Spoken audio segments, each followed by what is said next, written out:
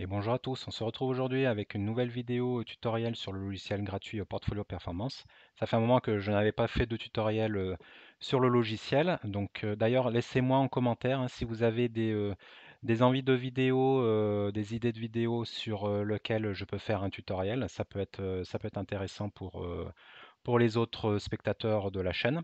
Donc on va regarder aujourd'hui comment gérer le cas d'un split d'action. Donc lorsqu'une action va par exemple, comme c'était le cas cette année sur Nvidia, va transformer une action contre 10 nouvelles actions, ou comme peut le faire parfois Air Liquide où on transforme pour 10 actions gratuites, on a une en plus. Donc en fait c'est un split de 10 actions pour avoir 11 actions par la suite. Donc là, Nvidia avait fait typiquement un split d'action au mois de juin. Donc en début d'année, l'action, voilà, elle était à 600, elle avait commencé l'année à 495, 600, 700, 900. En mai, elle était à plus de à 1000, presque 1100 dollars. Et autour du 10 juin, en fait, il y a eu un split. Donc l'action ensuite a été divisée par 10. Et donc à partir de là, l'action tourne autour des 120. Et puis aujourd'hui, elle est au niveau de 140 dollars. Donc on va prendre cette action-là comme exemple. Donc dans Portfolio Performance, j'ai fait d'abord un cas référence. Donc on va faire tout de suite un achat. Donc on va faire par exemple un achat donc au 1er janvier. Comme ça on voit bien la performance de l'action. Donc on va acheter 10 actions. Donc là, en fait, dans le logiciel, on a la valeur de l'action qui a déjà été retraitée, hein. C'est pareil sur tous les logiciels. Si vous regardez par exemple Pro Realtime ou votre courtier en ligne, le prix de l'action est retraité. On ne voit pas le split de l'action, hein. Euh, donc un équivalent.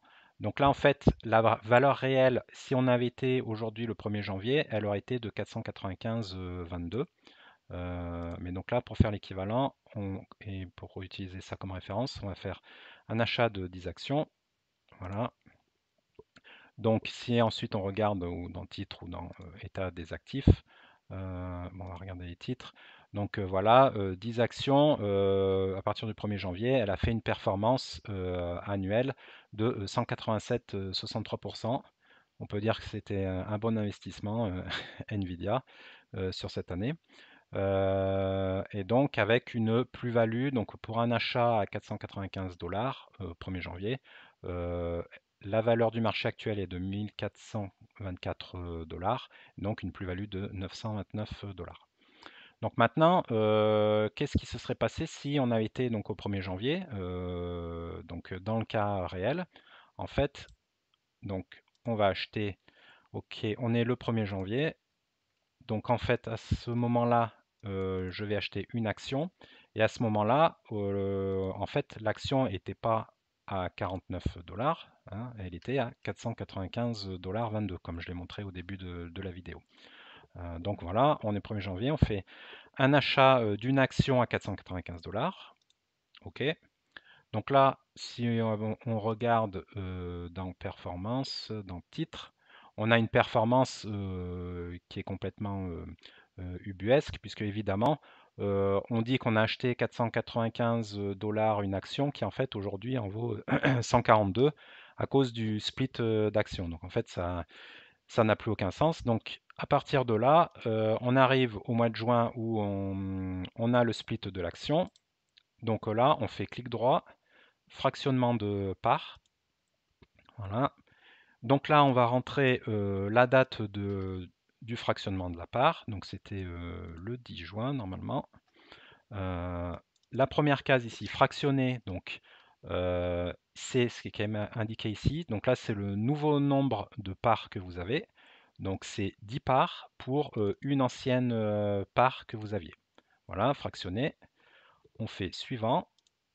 Donc là, ça dit, est-ce que vous voulez convertir toutes les opérations du coup, retraiter toutes les opérations que vous avez faites. Donc là, vous sélectionnez, oui, convertir. Du coup, en fait, ce qui va se passer, c'est que euh, les opérations vont être retraitées comme si en fait bah, le prix de l'action était 49 dollars. Donc, il va correspondre à la valeur actuelle retraitée que l'on a de partout, donc dans Portfolio Performance, dans le courtier, etc. Donc voilà, convertir l'opération. Donc achat donc par ancienne 1, par nouvelle 10, ok. Ensuite, vous avez l'option, donc ça, j'ai testé, mais je pense qu'il doit y avoir un problème dans le logiciel. C'est si vous voulez retraiter également, appliquer le ratio au niveau du graphique.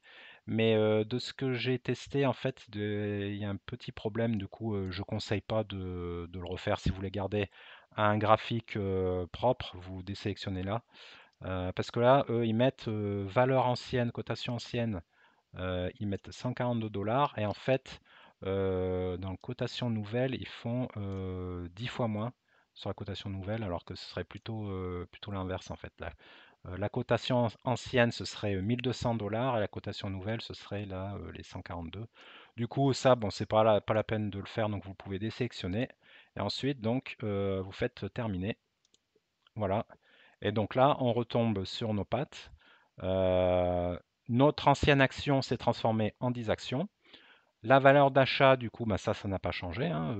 À l'époque, on avait acheté une action de 4 à 495 dollars. Aujourd'hui, c'est comme si on avait fait un achat de 10 actions à 49,5 dollars. Voilà, prix d'achat. Et du coup, ça nous a retraité avec les transactions, ça a retraité la performance et on retombe sur le même niveau que notre valeur de référence, c'est-à-dire une performance annuelle de 183%, 187,63%.